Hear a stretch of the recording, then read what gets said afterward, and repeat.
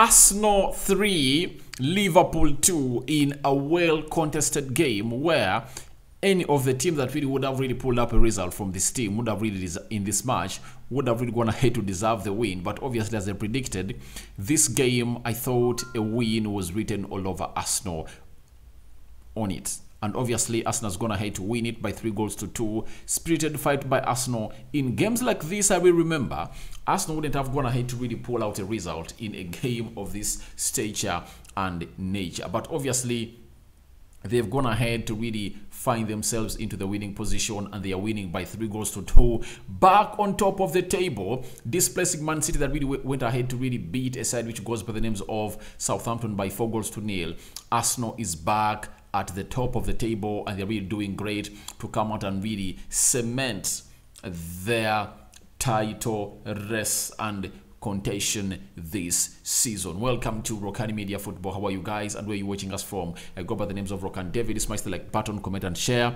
If at all you're watching us for the very first time, endeavor to subscribe to this channel so as not to miss out on stories that we do upload in here on a daily. Guys, I'm sorry I've not done a live video because games have really gone ahead to really be so much close to one another. United is going to play Everton right now, and you know I'm an added fan of United, and I have a channel known as the United Matters channel where I really do other content. I said let me come in here and really do this speedy, then I'm going to return back when the game of United is done to come with the player ratings, and later bring you the manager's reaction, and maybe tomorrow 6 or 5 things we learned from Arsenal 3 Liverpool 2. In the first minute, Saka Martinelli really went ahead to capitalize on that effort that was really given to him by Martin Odegaard, and he really put Liverpool ahead, and Liverpool equalized through Darwin Núñez, and obviously Bukayo Saka came on through and really scored in the 45th minute plus 5 minutes in the first half, and that really sent Arsenal into the first half with the lead. Second half, 55 minutes, just 8 minutes in the second half, Firmino Bobby went ahead to really score into this game of football where Arsenal was level with Liverpool. And guess what? In the 76th minute, Thiago Alcantara went in for a 50-50 tackle, and obviously I think it was soft, but no foul is soft provided the player like Gabriel Jesus got onto the ball first, and he really saw himself really earning a penalty for Arsenal. And guess what?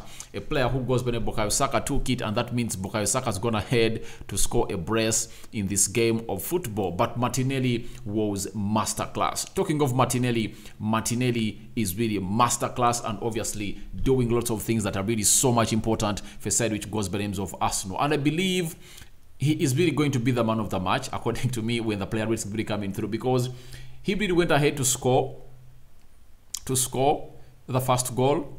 He contributed the second goal, and guess who I think is the one who really brings in that ball that Gabriel Jesus really puts his foot on, and obviously it collides with the foot of a man who goes by the names of Thiago Alcantara, and the penalty is given. And obviously it shows you the importance of Gabriel Jesus getting a head injury, staying on the field of play, playing close to 90 minutes, and obviously getting Arsenal the most important goal. We've always said that maybe the first goal is always important in every game, but guess what?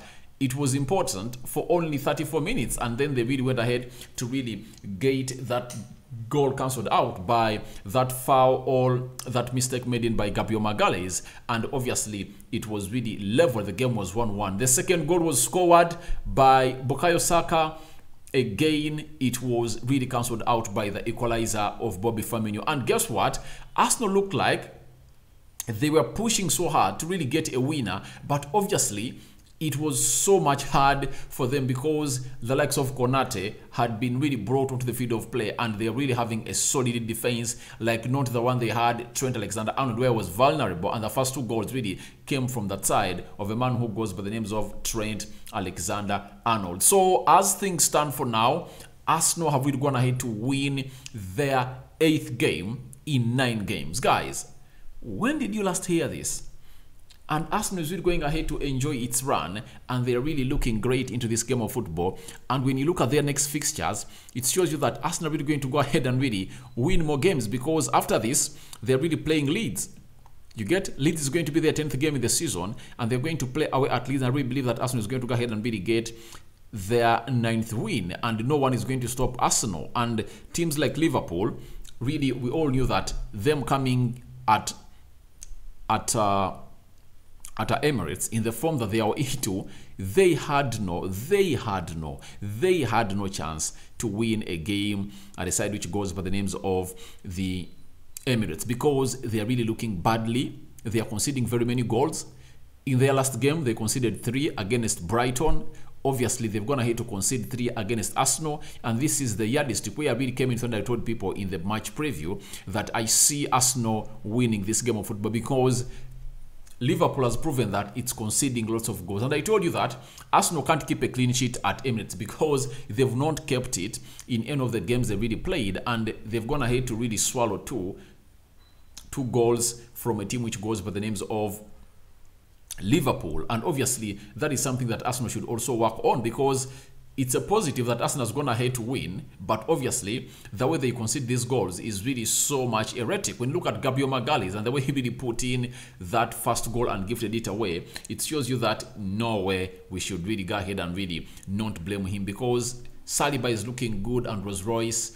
Obviously Gabriel Magalhaes doing the same thing he did in the game of West Ham after costing Arsenal that goal, and he went ahead to really be so much important into that game of football and really put in a lot of effort. He fought for the winner. Then in this game of football, you saw for the second goal that really Arsenal scored, you saw that zero pass he really did, because he's the one who passed that ball to Gabriel Martinelli. Then he sprinted to the box, in the 18 yards box area of Liverpool, and obviously guess what happened? He really got himself a zero touch to that ball, and obviously it found a Bukayo Saka who was really unmarked and really slid into the ball into the back of the net to make it 2-1 for Arsenal. So I believe lots of things have really happened in this game of football, and this shows you how far Mikel Arteta has really gone ahead to really gate this team together. The likes of Thomas Partey coming in front and putting in a shift. But one thing you should know, this time round, Arsenal never really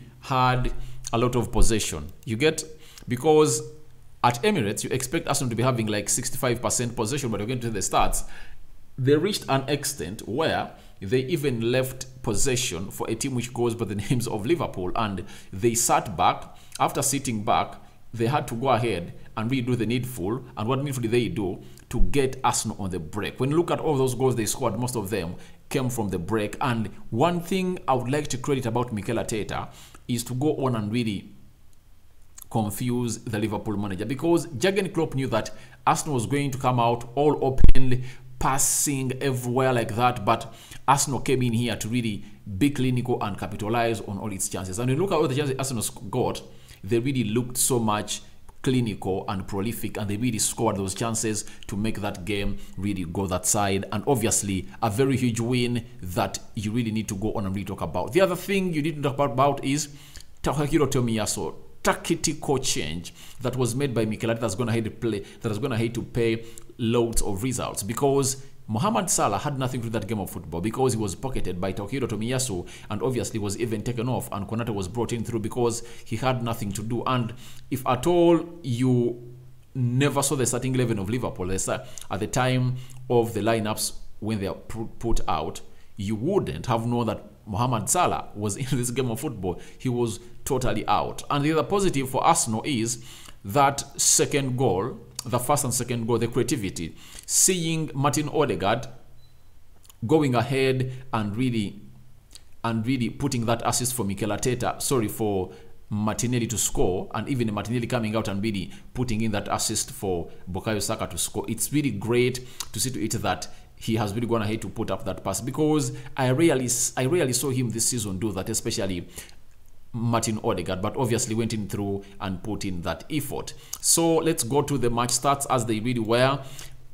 Arsenal had 11 shots, Liverpool had 8, 7 shots on target by Arsenal, 3 shots on target by Liverpool, 43% ball possession by side which goes by names of Arsenal, and Liverpool had a lion's share. As I told you that Liverpool had a lion's share of the possession. This time around, Arsenal gave the possession to Liverpool, and they said, all right, we are really going to go and do the needful and really force it by really doing quick counter attacks and being so much accurate in our passes and not putting the foot wrong. 379 passes completed by Arsenal, 482 passes completed by Liverpool. Liverpool had a total dominance of this game. 77% passing accuracy by side which goes by the names of Arsenal, and 81% by side which goes by the names of Liverpool. Then 11 fouls.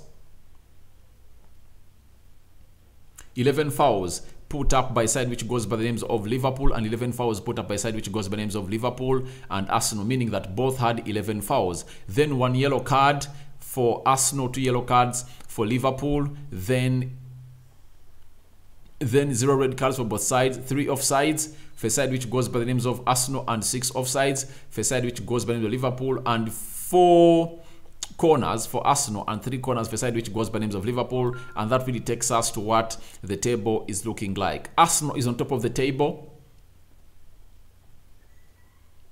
Arsenal is top of the table. 9 games played, 24 points got. Man City 9 games played, 23 points into that. Tottenham Hotspur 9 games played, 20 points. Chelsea 8 games played, 16 points. Newcastle really played 9 and 14 points collected. So that's how everything is standing in here. And obviously your reaction to this game of football is welcome in the comment section below. I go by the names of Rokani David. I'm going to return with what we call the player ratings of the players and the manager's reaction to this game of football that really saw a team which goes by names of Arsenal beat Liverpool. May the Almighty God protect you abundantly. I'm out for now. Let me go watch this game of United. But as I speak now, Everton has really scored in the 8th minute of the game, and you're 1 goal down. That is Manchester United.